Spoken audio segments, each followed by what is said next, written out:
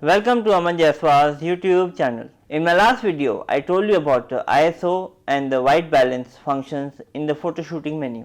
In this video, I will continue with the other functions in this menu.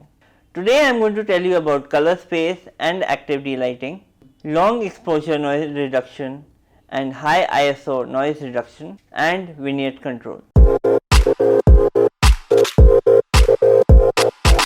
Let's start with color space. What is color space?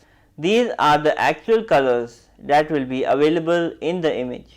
This is really applicable only to JPEG. Applicable because if you're shooting in RAW, every pixel is recorded to the RAW file. Every color is recorded as is, and in post-production, when you export the image, you can pick up the color profile that you want to use.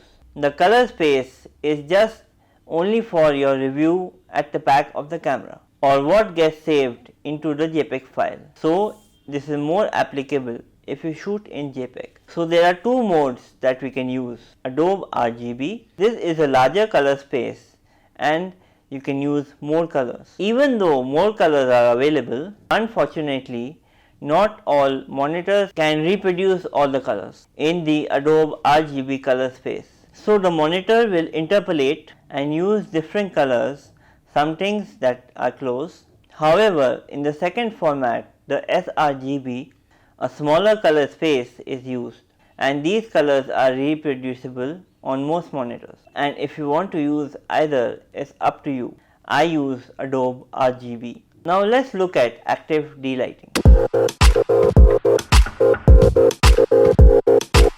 This is a Nikon function that helps your camera to reproduce high dynamic range scenes. A scene with high dynamic range has a lot of very bright areas, a lot of midtones and some very dark areas. A lot of times the camera exposure latitude cannot capture the entire range of tones. With active delighting, this helps. Active delighting preserves details with highlights and shadows, creating photographs with natural contrast. Use this for high contrast scenes. For example, when photographing brightly lit outdoor scenes through a door or a window, or taking pictures of shaded subjects on a sunny day. When you use this on auto, the camera automatically adjusts to the shooting conditions. If you use this on any other mode, it will adjust it according to the setting that you have chosen. You can also switch this off if you want.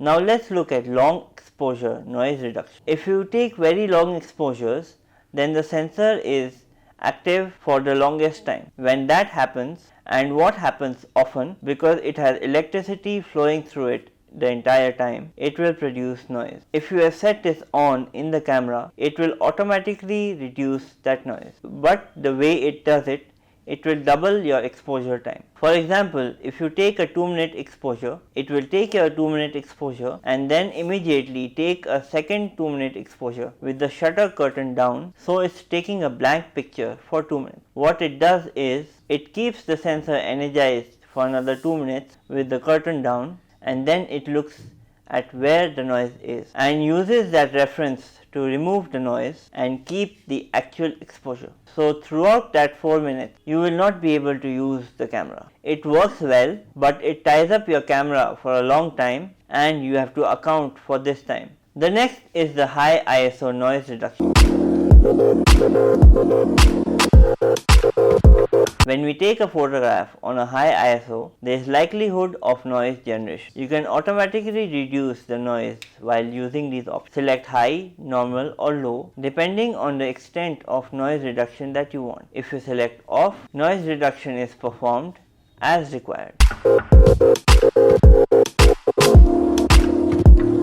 Now coming to the vignette control. Vignette control reduces the drop in brightness that occurs at the edges of the frame. The effects vary from lens to lens and are most noticeable at the maximum aperture. Choose from high, normal, low and off. Depending on the scene, shooting conditions and the type of lens, TIFF and JPEG images may exhibit noise or variations in the peripheral brightness. Take test shots and view the results in the display before you decide to go ahead. I hope that you find this information useful and it will help you take better photographs. If you like my video, please like, share and subscribe, and do not forget to press the bell icon so that when I upload my next video, you can get notified, and please do not forget to comment.